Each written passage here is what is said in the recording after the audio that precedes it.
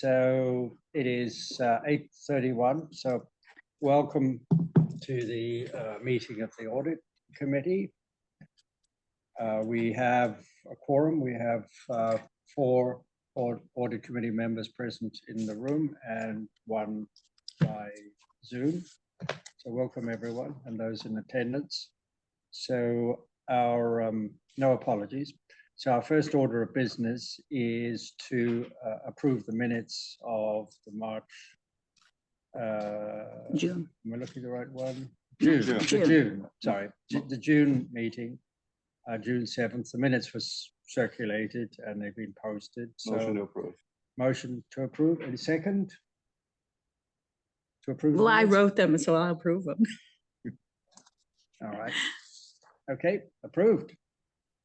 Get back to the agenda. So the second item is just to update where we are with the audit, planning for the audit. Catherine, it's early days, of course. Well, it's 3 months after year end, but we're still some distance before sign-off date. So I don't know how we play this, whether Anne, Diane go first, or whether you want, you probably planned this with Catherine, so I don't mind how you play this as to who goes first. But Catherine, just to say, after this item, you're welcome to stay for more of our meeting, but you don't need to. I'm sure you've got better things to do. Maybe you do. So up to you once you've gone, but over to you. And I guess you got the, I don't have my mic on green, even though I was told to put it on. Kim. Yeah. Now it is. Okay, let's go with update on the audit. So we're on schedule right now. We're on schedule with everything that we're putting in, all our year-end entries. We're in the process of what's called doing a soft close of our financial system. That flips everything over for us, or encumbrances everything, to shift that over to what's called a period 13. So we work through 1 through 12, then it goes to period 13 for the audit part of it. At that point, we turn the books, the financial statements, the trial balances and whatnot over to PKF, who will then start more in depth. They've been working since May, June already. All the things they're asking for, the RFPs, bids, census data, the OPEB. Yeah. So testing on some of the things already. So it's been ongoing, sending the taxes up. I'm trying to think of where.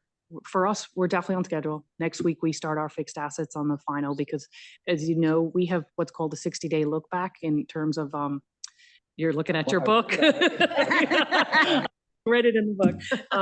So we have to wait for that time period for accruals to get a lot of our invoices in, and then accruals.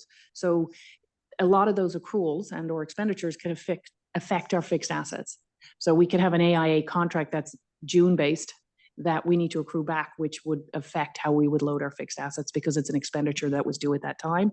So we wait till that's pretty much done, and then we just take literally 3-4 days, load everything into the system, tie it out, and then we'll ship it up to the auditors at that point. So that's where we stand. We're on target to file like we plan to at the end of the year on normal. And I would open up to Catherine if she's got any comments on that one. Yeah, I think we're in good shape. We came out in July for our planning meeting with management. We got a lot of our procedures done at that point, all the planning early stages items. We've started working on the single audit testing, so we're in the middle of that. So I think we're in good shape. And then once we get the book soon, we should be ready to go with the full audit procedures. Catherine, any issues rising from your testing that are unresolved or of any concern? No, nothing so far. Good. So questions on the audit from anyone, of Catherine or management? I'm good. No. Good. Yep. Yeah. All right, Catherine, I think that's short and sweet. Well, thank you. Thank you. on that. Actually, can I just, I don't know, in terms of the audit itself and the timing, we want to make sure there's enough time for this audit as we're preparing our schedule of when we need to get our draft and things like that. Your meeting is November 14th. And then your next one is December 2nd. Our plan is to get a draft to you by the 14th. Great. So that you possibly could, well, we need that vote by probably the 2nd or some point after that, because we've got to turn it over to the Board of Finance by the 10th. So that's where I sometimes say we might need a second meeting, depending on questions you might have, because we either have to meet on it, we can't do it through email. So I just want to make sure that you have that expectation of timelines of how it will work. Yeah. In that we between that might- period in case. So Zoom meeting or something, just in case something would come up that we can need to always make add sure. Yeah, meeting, Yeah. But from your point of view, November 14 still looks like a draft. a good time. The And date. that's at the ACFR, right? Yes, Yes. yes. Looks good, yeah. And if, So I just wanted to make sure we if brought need that up. be, we can do a meeting, yeah. Right. If needed. All right. Good. Anything more on audit? Okay, so thank you, Catherine. Yeah. So we have drafts of the internal monthly financial reports for the town and for Board of Ed for the 12 months to June. So I guess we'll ask Josh and Sean to walk us through those and take any questions from but you know, by way of introduction, it's you know, it's always good to see when tax collections are 101% of budget and not 99% of budget, and we collected some arrears. Interest is up. Is Andrew on Zoom? He's not coming? I don't know. Okay, thought he might like to tell us about the 176% over budget for interest. Every bit helps. And, Interest you know, rates. Those interest rates work for us and yeah, more money to invest. yes.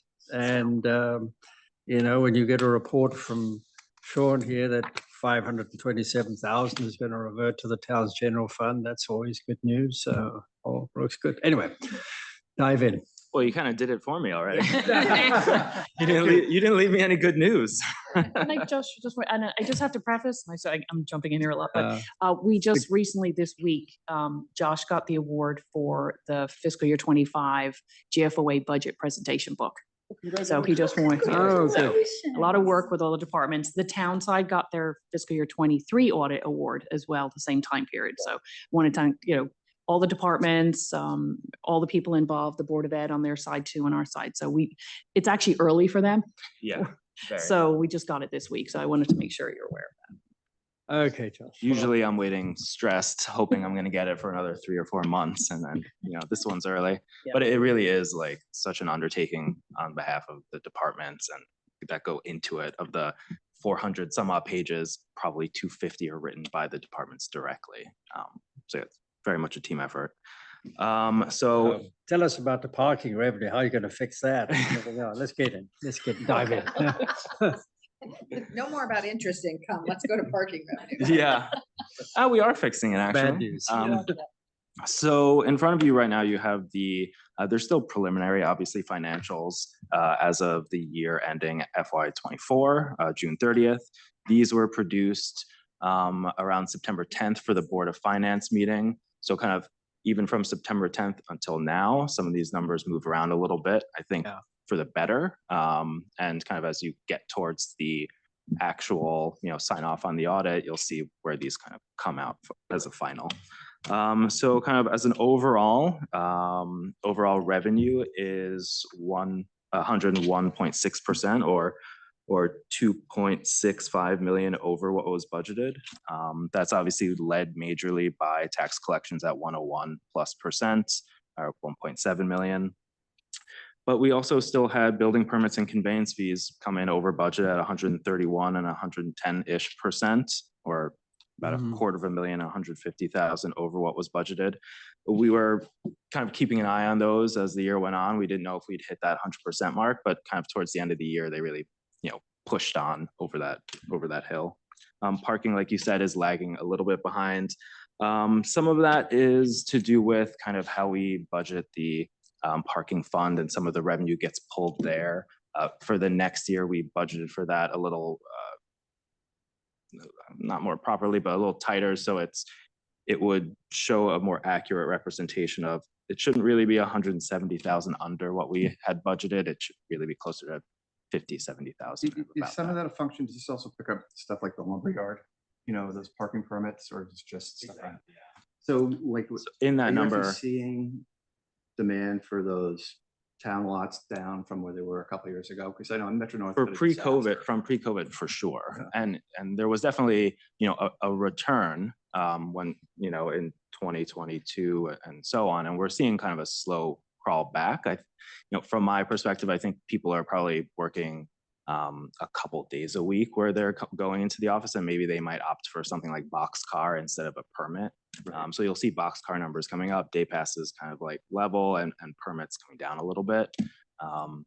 And some of those, this is kind of a total of those numbers, and the backup and detail of that revenue is kind of on like the last 2 pages or so of what falls under that category. There's no waiting list, is there, Diana, for No, lumberyard? The lumberyard, they're working through it still, but I don't know that we're gonna have like they've really kind of reduced that waiting list. Yeah, There's there used no to be waiting list years, yeah. on the Yeah. So, which is a very different situation than pre-COVID. They So, both had wait lists, yeah. On to interest, like you said, we're at about 175% over what was budgeted. That was 90,000 that we had budgeted, and we're at about 1.58 million, which is obviously doing really well. It's one of our outliers this year. Tipping is, where did tipping end up? Tipping is at 80%. That also kind of lagged behind what we had expected. The BOE excess cost grant, that kind of just is what we get. Number, yeah. We can expect that we go off of what we expect the governor's budget to be when we're doing the budget, and then we get what we get, and that's kind of what the number is. Is there some timing on that? Are we still waiting for So some to come in? there is, but it comes in the next year. And then when it Oh, comes so in you the do next- that on a there's cash true up. basis then? Yeah, and then I think we get it twice a year, and then there's a true up for the next year, if we get trued up. Got it. It comes in as, not the education, it's, I always confuse them, education cost sharing or the education. Excess cost grant. The excess cost grant. So it comes in under a different grant if there is excess. Oh, okay. But the state's looking to redo the calculation because they're not funding everyone at 100%. So Sean may be able to speak to that. I don't know if we're even at 60, 70%, 60. So we don't get what we're actually Asked for. well, we should get by state statute. Yeah. What are the major components of the other revenue line then? Sure. The other revenue, if you have it and flip to the complete last page of you basically just turn it over and flip back.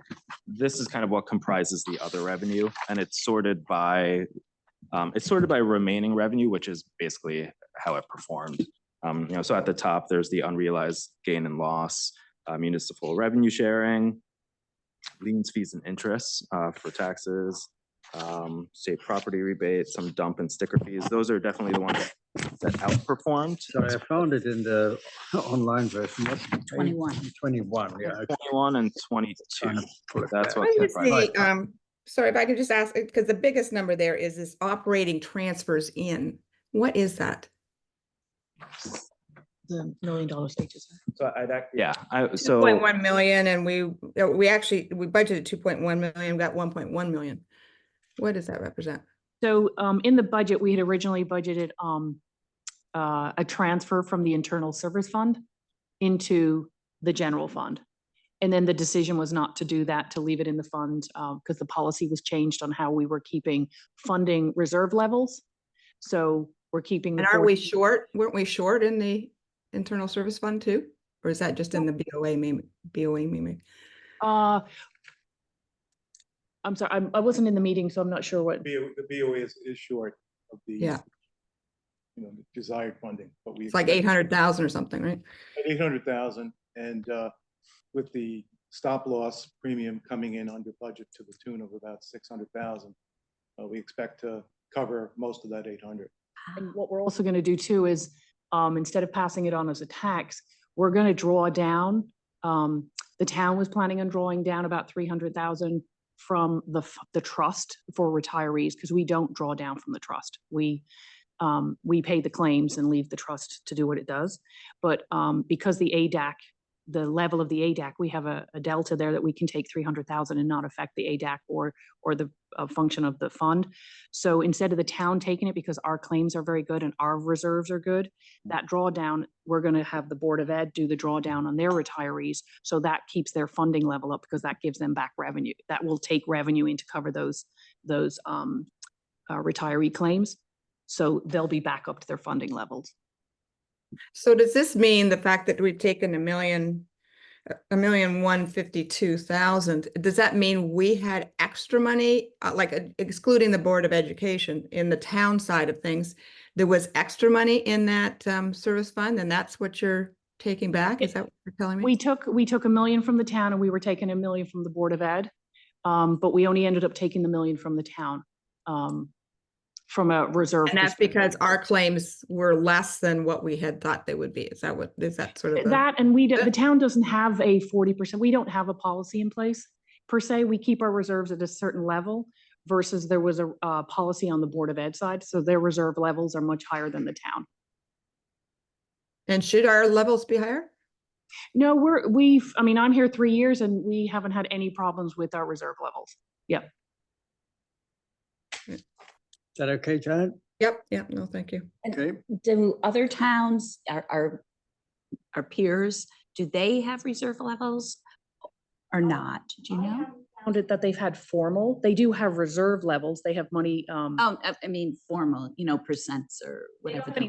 Nothing. 3 towns have been in. They have not had. This is the only one I have a formal one, because, as you know, the whole thing is to try and keep the general fund stable. Correct. So the general fund doesn't have this. So if there was, per se, if you didn't have any funding levels, the ISF is the one that takes the loss, and you can build that back up to replenish the loss if it happens, because the loss can happen in the internal service fund. You don't want it happening in the general fund. So we keep the general fund as flat from a funding perspective in their budget appropriately. And then if something did come up, and we have stop loss claims over our different levels, both of the town and the Board of Ed, and we have an aggregate above that again. So we have these other things in place to protect us against it if we had catastrophic claims. But you would let the ISF take the loss if, God forbid, something catastrophic happened. Any other questions on the other revenue? Otherwise, we'll go to expenses. Yeah. I was just curious to help kind of put these numbers in context. So obviously you're working away on the audit, but we're now into the new fiscal year. How do you guys budget, or how does the town, for things like the permits, the conveyance fees, the parking revenue? Are those numbers budgeted for, the building permits and the conveyance is probably real estate driven, but do you guys conservatively take a view on activity, or based upon what you saw in the most recently completed year, you tweak those numbers for the upcoming budget? I'm just curious directionally. I'm not looking for exact numbers. Yeah. So we do, of course, look at the trend and historical data last year and kind of work with either the town clerk or the building department on what they think they're seeing kind of on day to day, on how those are going to trend towards next year. Obviously, you're forecasting, and it's, you don't know if the real estate market's going to go boom or bust. So you kind of hope that it trends in the same way. Like, we see conveyance fees took a big spike during COVID, and we expected them to kind of dip more quickly, but they've kind of had a slower decline back to what was normal in the pre-COVID times. I think they were relatively flat before 2020 for a long time. So it's kind of trending back towards that. And it's probably similar with building permits, save for inflation and how that affects it. But in general, and for parking, obviously, it's the same, looking at trends and working with the, parking department manager. And, I'm trying to know what will happen with interest rates. So, That's Andrew's job. Curve. Hopefully use the forward curve. Okay, anything else on revenue? Otherwise, we'll ask you to take us through the expenditure side. Yeah. Okay. So on the expenditure side, right now, as of when this was produced, we were at 98.37% of what was budgeted, or about a savings of 2.7 million on the expenditure side. There's a few factors that play into that, a few of the main ones. On the kind of summary highlight page, a few of those are laid out. There's about a 660,000 savings on debt service based on when we actually bonded for this past year. So that's just timing for this year. We pushed it out, basically. Exactly. We didn't bond in that year. Yep. There were about 600,000 of funds that were encumbered, that got unencumbered by departments, that savings. The Board of Ed, I had you as 527, is that the right number? It's pretty close, okay, so that's another bit. There was a couple sick and injury overtime in the fire department that we saw savings, kind of in conjunction with the savings on the workman's comp fee, and that just is good. There's healthy firefighters out there, so that's a positive. But do we have are we fully employed? And that's why we're under, or are we? Well, our workers' comp has come down because we had the overtime to cover different shifts and Right. We do have a full complement, I believe, right now. Yeah, we have a full complement, but we saw the correlation in our workers' comp claims Come coming down because of that. the overtime to cover those positions that were out. And there was about 111,000 of contingency money that did not need to be spent that year. Those are kind of the main contributing factors. So we had budgeted about 6 million of a drawdown, and right now in this report we're seeing about a 750,000 of a drawdown, which we budget 6 million. We know we're going to overcollect on taxes and hopefully outperform on revenue, and we know we'll hit or be under on the expense side. So I think drawing down about 750,000 is pretty similar to what we normally kind of aim for. So I think it's a really great position to be in. It's the reason we always under budget for tax revenues, because that's happened since I was on the committee 10 years ago. Is that just so you don't spend money that you might not have? Is that why you always typically are about 1.5%? It's two ways. There's certain ways to look at it. A lot of other towns, they'll budget their collection rate, if it's 99 point whatever it is, 5 or whatever, but then they will budget a contingency of about $1 million to $2 million, or $1 million, $1.5 million. So it's kind of where it's showing whether you budget the contingency higher or you do it on your tax revenue. base. So that's what I've seen. So it's which way you want to do it so that you have a reserve, but you're not spending it. Okay, And so then, go ahead. no, go ahead, Mary. No, go ahead. I know I was just going to say it. So it's really just to try to be fiscally conservative, so you don't end up ever spending money you don't collect, basically. Exactly. Correct. Janet, just to assure you, the committee continued to raise that question every year Oh, after you did they? left. And we're still doing it now that you're back. Yes. As to why we budget, and we always over recover. Yeah. So just to be conservative, I guess, as accountants are. My Okay. question is since we've collected some of the back, what kind of arrears do we have in real estate taxes? Oh, you due got to me on that us? one. I didn't pull those numbers. Oh, We'll get that's that okay. I numbers. didn't know. It had been It's- running at about 800,000 or something so. I around think there. in total, our AR balance is close to like 1.8. Okay. But that's everything. That's cars, which is very difficult. Mm. We only go back, actually, from a collection standpoint. I think our oldest taxes go back to, I want to say, maybe 12, 13, Okay. where state statute says they have to stay on the books for 15. So our, they're smaller balances, but Okay. I just I'll wondered. get a where final we- number out Oh, to the that's all committee so right. you have it. It'll be on the financials. That's true. That's true. Anything else, Janet, on Nope, expenses? nope, Okay. nope. Good, thanks. Oh, Sorry. So, so I'm I'm just done. Go gonna ahead. exhaust Janet's questions and then we'll move down this No, way, yeah? go ahead. Any more? Nope, I'm all set. Are you done? All right. Janet, she done. Okay. Does the town, are town employees as well as the school employees, are they required, the town setting aside the equivalent of unemployment insurance? Like for, in the corporate world, and it's very much driven by state rates, right? And states draw down on these unemployment benefits, and a lot of states drew down during COVID. They jacked up the rates, right? So the states would say, until, when there's when unemployment drops down a certain rate, the rate that the corporations in the state have to fund into the state unemployment, or the unemployment overall, I guess, they change. I was just curious if where We we don't, are. well, we don't pay any food and soda. So that was like, okay, so it's like very basic questions. We don't pay into that. Governments don't typically do Governments that. don't. So it's on our own and it's funded as if it Got it. happens. Okay. Yeah. Good, makes it easier. Yes. That's a tough one to track. What else, Bill? That's it. On the detail, numbers? Any, all good on the deal? So I think we're good. If there's anything else you want to say, otherwise, can we hear from Sean? Sorry. Put some color to the numbers, Move that. pass the mic over, move down, or Brian, I don't know who's gonna speak. We got the June statements from Roberta, Right. so So Yeah. I'll take you through briefly the executive summary that's on page 2 in the package. So start with the operating fund, the detail of which is on one pages second. 5 through 9. Sorry, 1 second. As of the June 30th, we ended. This is your report to the BOE, that was, It is in the report. It's on the page Uh, that's labeled 2 at the bottom. right, yeah, got it, yep. Okay.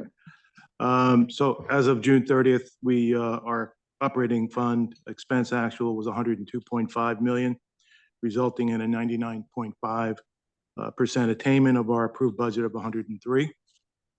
As a result, we are returning savings of 528,000. Sorry, I said 527. Nice. Gave us some more money back. And actually, the faucet isn't turned off yet. We recently applied for a propane rebate from the IRS, and we just found out that we got it related to full year 24 to the tune of 27,000. 27,000. 27, and so we're going to continue to, once that faucet's turned on, we're going to be getting more. Okay. So, but that'll flow into 24. From an actual versus budget comparison, some of the, drivers that were lower than budget: workers' comp, contract services, primarily in legal expense. We underran legal expense by about 100K. Wonderful. Yeah. We'd like to hear that. Yep. Property services, primarily driven by software licensing and facilities and service contracts. In purchase services, one of the big ticket items that we, where of our expense every year is out of district tuition. We underran that by, I think it was like 200,000 to 300,000. Is that because we had fewer students, or we were able to educate them within the system, our district? Our assistant superintendent, Bill Tesber, works very hard to keep students in district. It's better for the student, better for everybody overall. Okay. So he's been very successful with that. You want to add to that, Brian?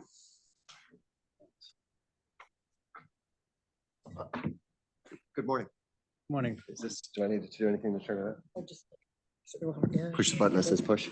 Okay. It's hard to turn on and he does it in 2 seconds. No, only to say that, to his credit, that it's moving in the opposite direction of most districts. And in part, it's because we're building the programs in-house. So when we talk about the investments in the Literacy Academy, the investment in our alternative school program, our launch program for students 18 to 22, all of those programs help us to best service students in district where we believe they should be. And so there's some cost containment there as well. So some of these programs, you have students from out of district, is that right? We do, actually. And in our launch how does program. the money side work on that? Finance? I mean, so- getting revenue from other districts or what? Correct, yep. We have a tuition charge that we charge the sending district. There are a couple of students now from a nearby district in our launch program because it is not many districts have their own program like this. And of those that do, ours is pretty special for lots of reasons. So they've chosen to have a couple of students there. They have individualized support. They pay for those individualized supports they need. And then there's a tuition charge. And are the tuition fee levels set at a sort of cost recovery level, basically? Generally plus a little, sure. Direct and some indirect costs. Correct. Yeah. And how many, I'll call them young adults are in the program now? Program. So that fluctuates a little bit. I believe we have 5 there right now. And they are young adults. You're right. They're 18 to 22. Right. We have a dozen more in our alternative program, our downtown campus, which Okay. is right there at 220 Wow. also. Well, with the alternative program, what are the range of ages of Those are high students? school students. Yeah, so that's sort of 14 to 18. Exactly. And they're students that where the large high school just doesn't quite work for them. So a smaller place with a different level of support and that program continues to evolve and we've got more applicants every week. It's great. Okay. So the investments are helping us down the line. And when we make them, and then initially we say, this is a long-term investment. And so some of the savings here is as a result of that work.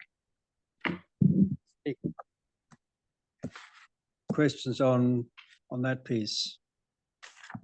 Okay, Sean, you want to carry on? I'll touch on grants quickly and the detail of which is on pages 10 through 11. We were awarded grants totaling 2.6 million. These are typically 2-year grants. The description of the grants are on page 11. We expended 1.6 of the 2.6. And so we have a remaining balance of about $1 million that we'll spend in full year 25. And then we'll get an additional 2-year grants after that. Mhm. School lunch did, pretty well this year. The detail of which is on pages 12 to 13. Total revenue was 2.9 million on a budget of 2.948. So a little bit under budget on revenue, but it was at a very aggressive budget. On a year-to-year basis, it was up 175,000 or 6%, and it's mainly driven by price and some volume increases. And some catering. And catering too.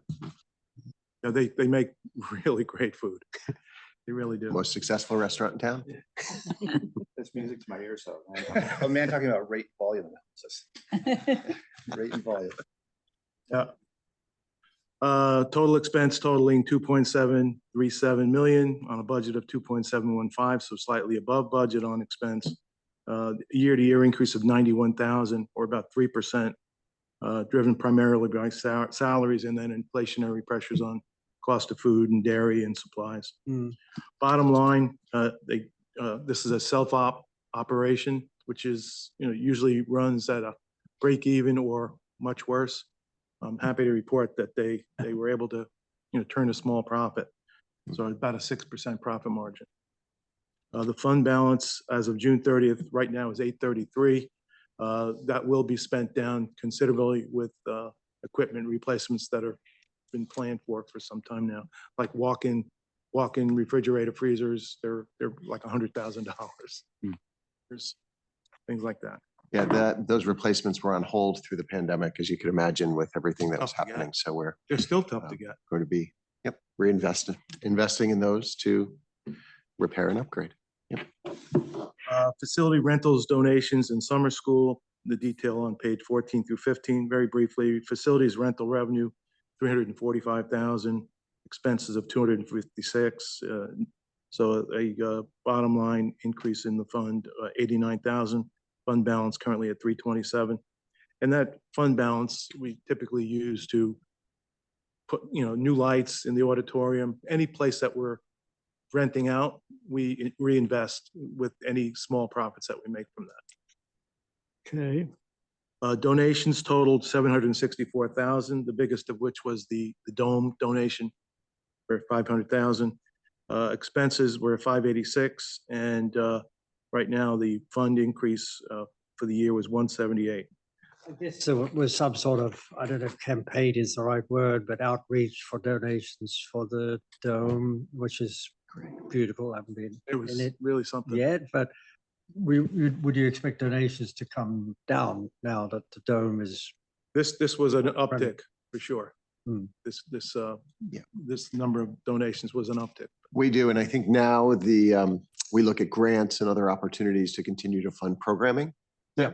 The capital campaign is sort of wrapped up, but we will be looking at other opportunities to do some fundraising, but also to use some of the income from renting the facilities to continue to build out the library. Because like any piece of hardware, it depends the software you run on it. So we want to continue to diversify that library to make it appealing and make sure that it is age appropriate for all of our kids, K through 12 and beyond. Any of my colleagues seen the inside of the repurposed dome yet? No, I have No? not. No. Well, I have to have an audit committee visit. That's we're gonna Guy be who be a fun drives place. it is really good at it. It is fun. His voice changes when he, speaks through the microphone. So. Okay. Let's see, facilities, rentals, donated, summer school, basically is break-even operation for the year. The internal services fund, detailed on page 16, and we already kind of covered it, that the required reserve is short by about 800K. We expect to fill that void very quickly with, we know for sure that our stop loss premium is $600,000 lower. So we'll take care of that. Also part of closing the books for the year, we have year-end transfers. So, you'll see on page 4 at the top, budgets are adjusted each year for each major project code. So we have 8 major project codes: salaries, benefits, contract services, and so on.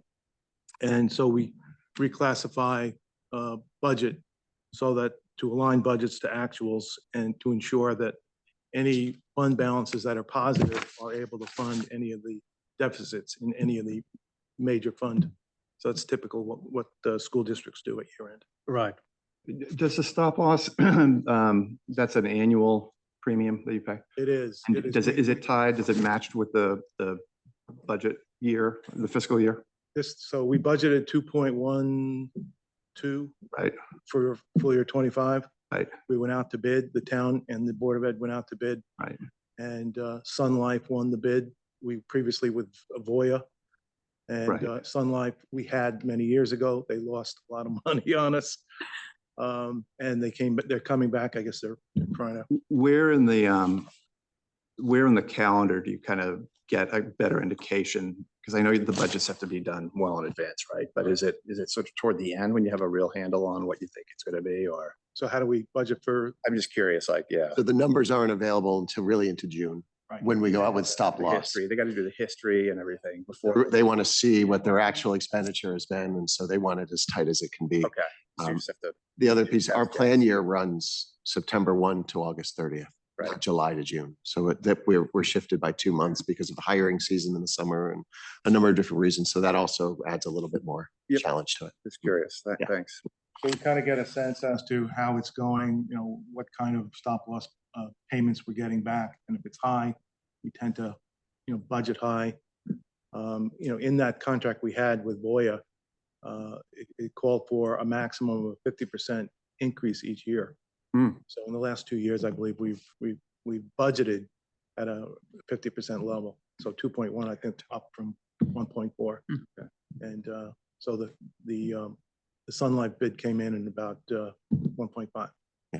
So the two pieces of good news around this are A, the savings in the budget, and B, that we didn't need that much stop loss. So we didn't have as many folks hitting above the $300,000 mark and requiring that individual stop loss. So those are two pieces of good news in this. Now are, 300,000 for the individual. Yep. And 20% for the aggregate. okay. Thanks. And that's all I have. Any questions? I just have one question on page 10, which is the one that has all the grants. you've got a balance sheet there at the bottom of page 10, and it shows a negative restricted fund balance or like a deficit. How do we get a negative restricted fund balance? You're talking about the 119? Yes. Restricted, yeah.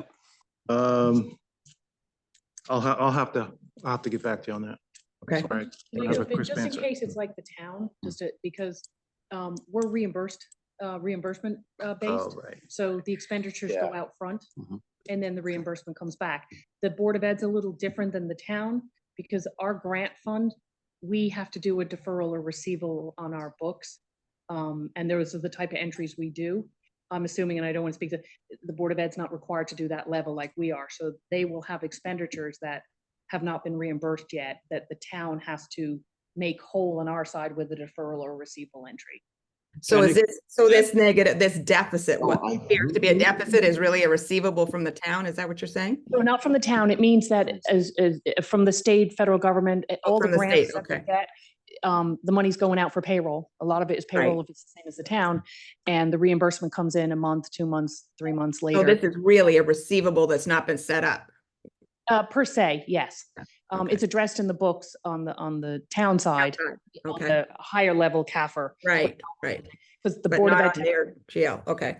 they don't have a balance sheet technically a Board of Ed doesn't have a balance sheet. So that's why you have that differential. Okay. Janet, is that sufficient, or do you need Sean to get back to you with more information? Well, as long as those are funds that are coming in from an outside source, whether it be the government, the state government, whatever, that I was just a little concerned when you see restricted and it's a deficit, you're not supposed to be in a deficit position with a restricted fund. Okay. Anything else, Janet? No, I think that's all I had. Thank you. Did I go around? Did you have anything more on I'm all set, Board of thank you. Ed statements? Good. Tony, good, yeah.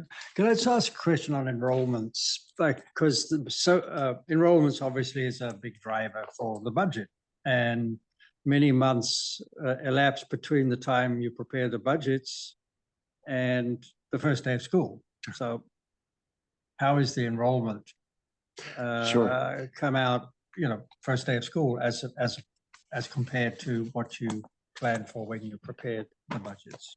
So all districts across Connecticut normalize on October 1st as our enrollment reporting date.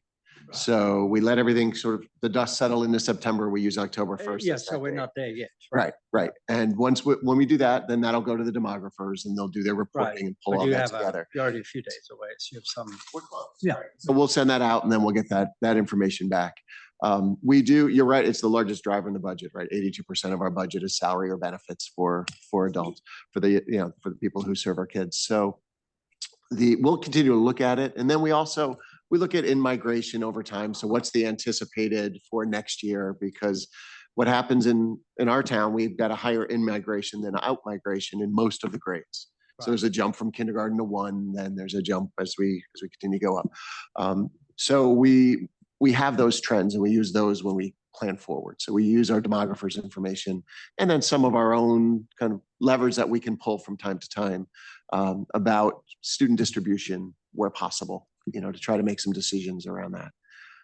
So we do it as carefully as we can, but we use the October 1 data in order to project the data for the next year.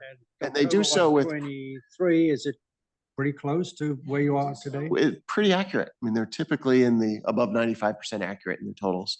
The toughest ones to project are the kindergarten enrollments, of course. Yeah. Once they're in the system, we've got a pretty good handle on what to expect trend-wise. We are anticipating that in a couple of years, our kindergarten enrollment's going to increase.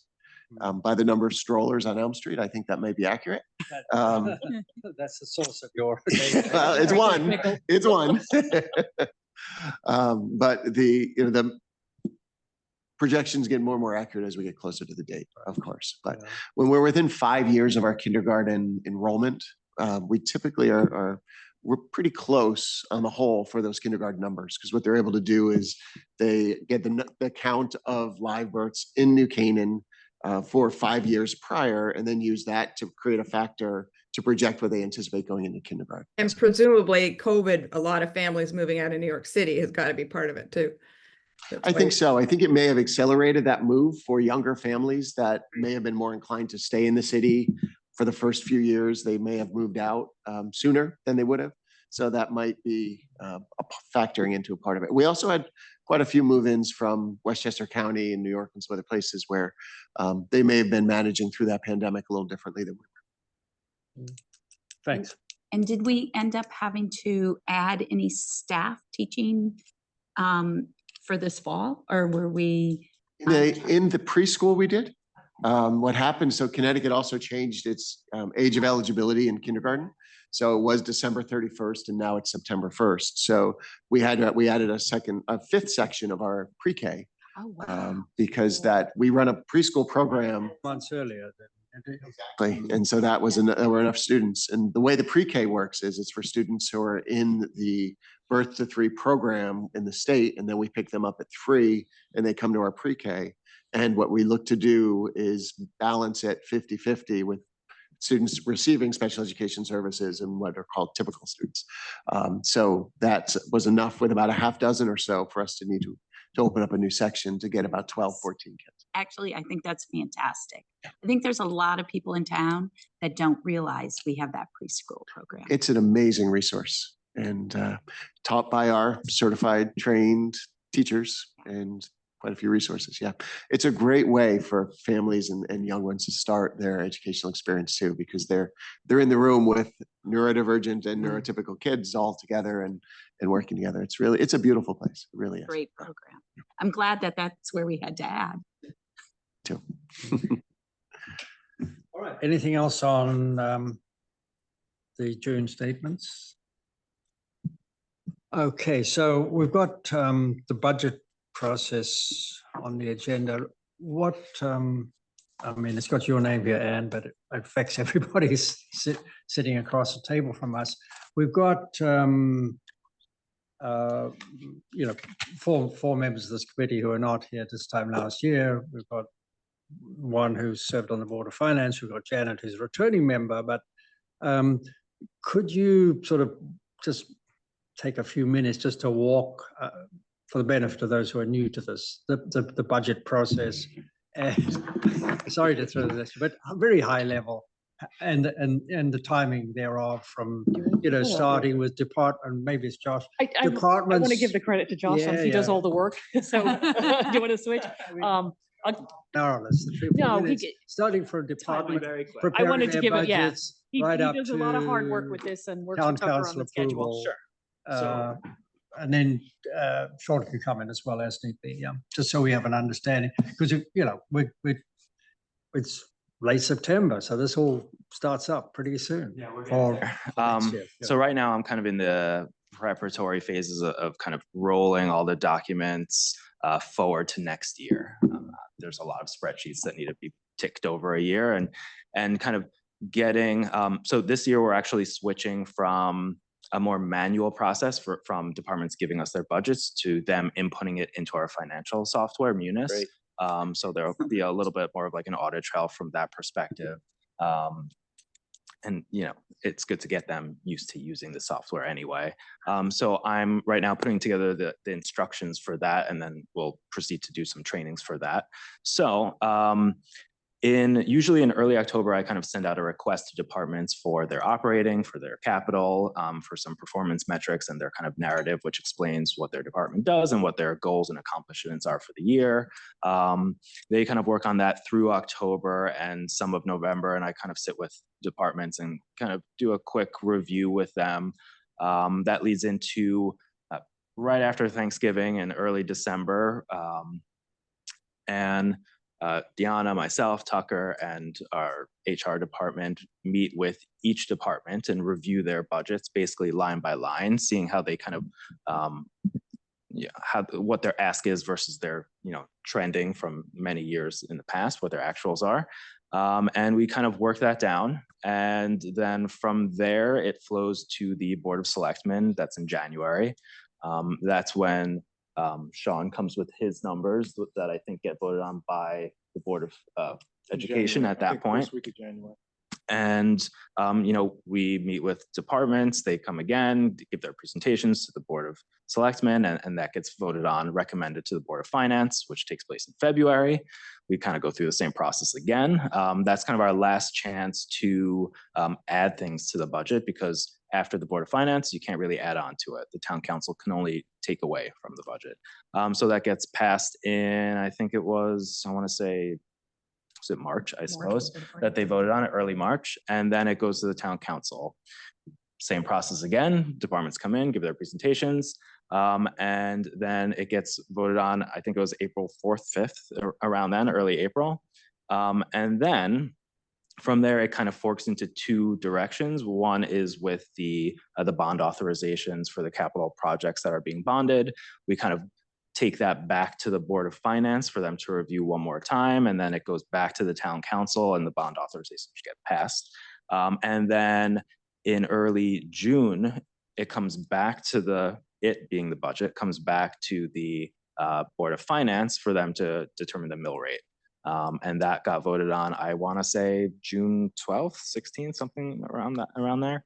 And then it gets kind of enacted July 1st. And then we get our tax bills. Then you get your bills. So yeah, it's a long process with a lot of reviews and scrutiny that takes place. And so in your discussions with the departments, February, March, et cetera, are you guys just working through a full 12-month figure? Do you ever get to a seasonality discussion with them saying like, course, oh yeah, yeah, some of these costs will be back-ended or front-loaded? Yeah, I mean, there's definitely seasonality that we talk about, especially with building permits and conveyance fees. They don't submit like monthly budgets, so do they? No, we do it as an annual, but we kind of look at it, we occasionally look at it from, month to month to month on how it performed last year. It's a straight line, right? Yeah. Okay. Yeah. Do you guys give the departments things like, fringe and benefit rates? Do you say here are your fringe rates? It's going to be 17% of their base, hourly or sorry, or how does it work? Or are the personnel costs outside For of payroll the costs. budget? Personnel costs are outside of that. So I work with the HR department to kind of work that through. And if there are any personnel changes that might take place or part-time or overtime expectations, then the department will come to us with that. But in terms of, just the benefits, salaries, we kind of get that preloaded. Right. So their budget request really reflects, what their goals are for that year. Right. Yeah. Yeah. Okay. And then my question is I know when I was on the Board of Finance, we actually, everybody was assigned different departments and stuff. And the same thing with town council. And so we used to go to those meetings, so when they're in November and I may have December. skipped that, yeah. So I just thought it was important that, So if that you were Public these, Works, you went to the meeting of the Public Works. right, Yeah. that everybody understands that. still have that. Workshops. Yeah.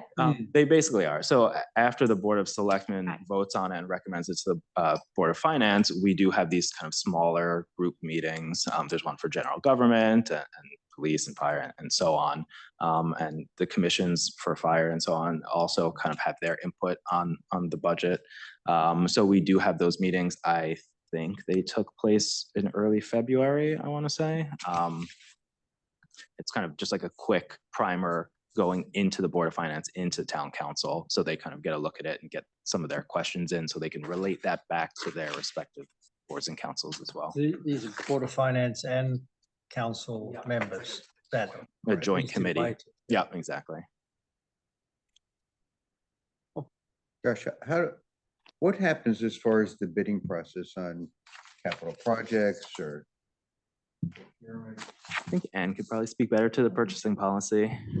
So that doesn't come into play in the budget part of it. Right. It's in the budget, in the capital authorization, they come up with estimates of what they think each particular job or what project they're looking for. Once those are set up, then the process goes into where they start bidding it. So depending on the level. So if it's over $1,500, they need a PO. If it goes over $10,000, between $1,500 and $10,000, it goes to the first select men's office. Over 10 to 25, it goes in front, well, anything over 10 goes in front of the Board of Selectmen, which is the purchasing body for the town. Then over 25 to 50, quotes if available, and then over 50 a bid.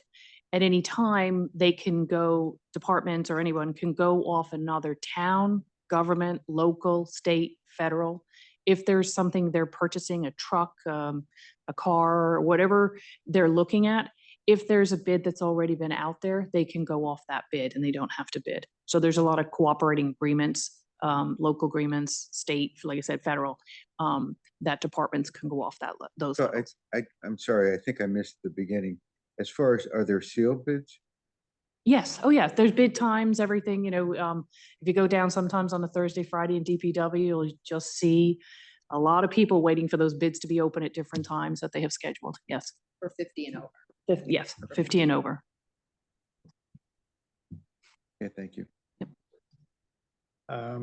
Anything else you want to say, Josh, or? From the town side, no, I I'm think, sure. Sean, John could has you, something, because yeah. obviously there's the Board of Ed in place here, so if you could. It's a similar process. We actually, with the I think subject we actually start a little bit earlier. through the mic. Switch it up again. No, it's okay. Let's come close. I mean, we're actually, we've already prepared our schedule for the year that leads up to the, town reviews, because those aren't, as far as we know, are not set up yet. But ultimately, we send out, munis spreadsheets, yeah. spreadsheets to each of the departments, the schools and so on.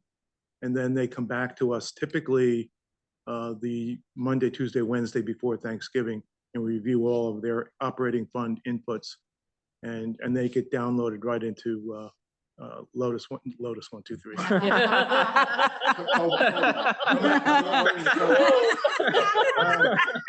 I'm still getting over when I worked for IBM for 33 years. The transition from Lotus 123 to Excel was very traumatic. Oh, 1, 2, 3. Yeah. Obviously, I'm still suffering from it. But we download, all of their inputs into an Excel spreadsheet.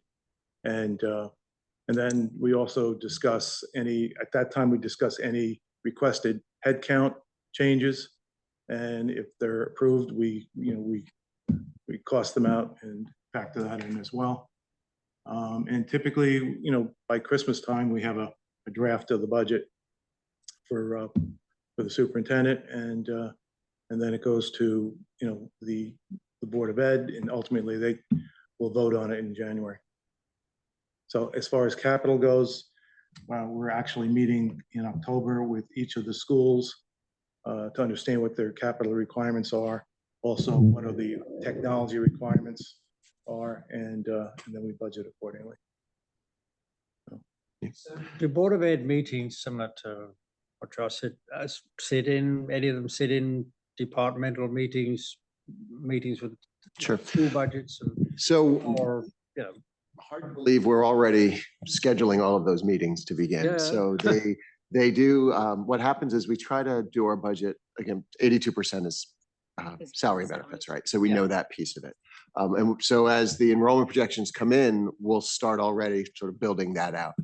When we go into the budget season, starting around November or so and wrapping up around December, we do a reforecast of our budget because we want to make sure that when we're doing comparisons and looking at trends, it's as accurate as it can be. So we reforecast where we anticipate each line will be at the end of the fiscal year based on the first 5-6 months of spending. So that helps us a little bit. So we're not going budget to budget. It's just a little closer to actuals when we're doing the comps. The resource committee of the Board of Ed is kept apprised of sort of progress and anything that we think might be important to see. But where we really kick it off with the board is with our budget workshop in December. And what we do, that's where we have all of our department chairs come, all of our leaders of each department in each area and the buildings, and they will talk about the budget, but not necessarily the money, the numbers, but the outcomes and the investments. So they'll talk about what priorities they have, what investments they feel are important to make. And we talk about the ideas and that piece there, get that feedback from the board. And then we're able to take that back, finalize it, as Sean mentioned. And over the holiday break, we generally are spending some time getting ready to share that publicly. And that's when we have the presentation for the Board of Ed in the first meeting in January. okay. Yeah. So they're aware of what's happening and trending, but as far as the number itself, we don't have that number until that meeting in January. Good. And as Brian says, when we compare year to year, it's the full year, the new budget request versus the projected year-end balance for the current year that we're in. So for the 26 budget, it'll be the 26 budget versus full year 25 projected after the reforecast. And just as Mary mentioned before, we do meet with the liaisons from the Board of Finance, liaisons from the Town Council. Sometimes multiple times. We'll meet with them in between. So, but it's, you know, we'll with the Board of Selectmen in January, we go, February is our Board of Finance. March is the Town Council, and there are quite a few opportunities. We meet with our PTCs and PFA, our parent groups and others, just to make sure that folks know what we're investing in. Good. And you did the major teacher contracts, they were done this spring? Or We prior actually year? are right in the process of wrapping up this most recent negotiation. Okay. And they're typically which- 3-year deals, or what are they usually? They're 3-year deals. Okay. Yeah. And so it would, it would start with 25, 26. Okay. So you'll have that signed, but as you get going. Yeah, the state has some very strict timelines around all of that to ensure, and what they do is actually use that April date of our budget approval and then back it up from there to ensure that the contract has time to be negotiated, mediated, and if necessary, arbitrated in time for towns to budget for the outcome. Yeah. Good. Janet, do you have any questions on that? Nope, nope, that was all very good. Thank you. Good, because I know you've lived through this. Well, we're very happy for any recommendations or suggestions to streamline the process. Yeah, well, all As right, and efficiency experts, we're open to suggestions. and we'll, you know, we get updates as meeting by meeting as through November, December. All right. Well, thanks for doing that. So moving to the next item, we I guess at one of our meetings earlier in the year, we approved, recommending to council, we enter into master service agreements with 2 audit firms, which were then approved by the town council. I went to that meeting and they voted to approve entering into master service agreements, which then becomes a bit of a negotiation because they have their standard agreements. You know, we have our red lines as to what goes in service agreements with the town. So there's been some back and forth on that. So update, please. So I'll do a high end and any more detail Diane can address. So we have the 2 firms. We have, it went through our attorneys to do the service agreements. We have CLA that has been agreed to. It will have to go in front of the town council because they sign The off. CLA is, the respective attorneys have reached. And now they've reached an agreement and they're good with their agreement. So that will go back to the next town council meeting and then Deanna can sign it if they approve. Yeah. Yes. Okay. Oh, no, actually they sign it. They have to sign it. Who has signed? Sorry. The chairman of town council has to sign when it comes to audit agreements in the charter. Well, it's not covered by the charter, internal audit.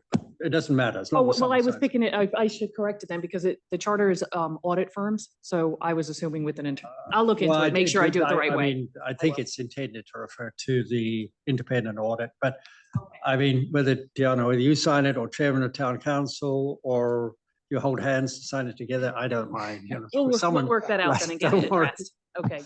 We'll have an auditor. Yeah, We yeah. will. So CLA is, you will let us know when it's all up, sealed, then we can Move forward. move on. Yeah, and Cone Resnick?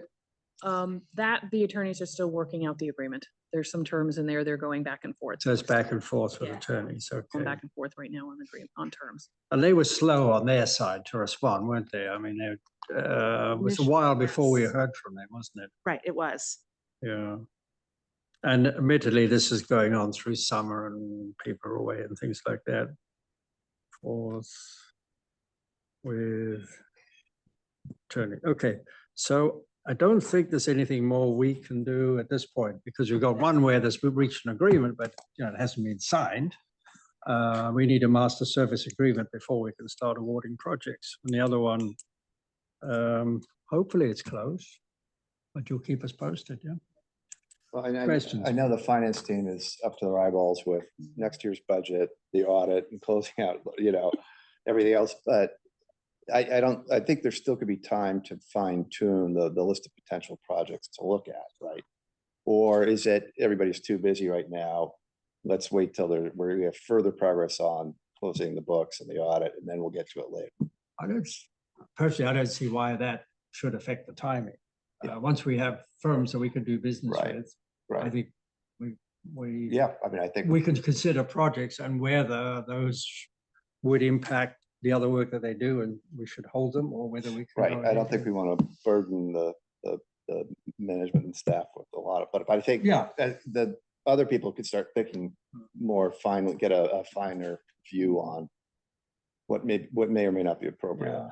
for the engagements. And I think we've talked about this briefly with when internal audit was done in the past. It was before I was on the audit committee, sort of pre-2019. There was a subcommittee of, I don't know, it was 2 or 3 of the audit committee that sort of was handling the day-to-day interaction with internal audit firms on projects. But that we can get to that. Okay, And, if we're ready to go with, you let us know that the agreements are in place, they're approved by council, they're signed, we can always call a special meeting. Yep. Don't have to wait till middle of November necessarily. Janet, anything? No, I think that's good. I mean, I agree that I don't think we need to, we can certainly start to think about what internal audits might be required and then fit in the timing around where it makes sense from the finance staff. Give me a call or any of you if you want to sort of discuss ideas. Yeah. I mean, it's frustrating, obviously, that it takes so long, but. But we can't really do anything until we do have master service No, agreements signed, right? I mean, I've seen some of the correspondence between the lawyers on some of these, and it's typical, and I'm sure the town goes through it with other, legal services, insurance services, and so on. Trying to, we want to protect the taxpayers of the town, they want to protect themselves. And, somehow you've got to reach compromises and certain things. So. All right. Anything else under item 6 anyone wants to raise? Tony? No. Bill? Janet? Nope. No. I'm No? good. Good. All right. So can I have a motion to adjourn the meeting then? Also move. Okay. Seconded by Bill. Okay. All in favor? Meeting adjourned. Thank you very much.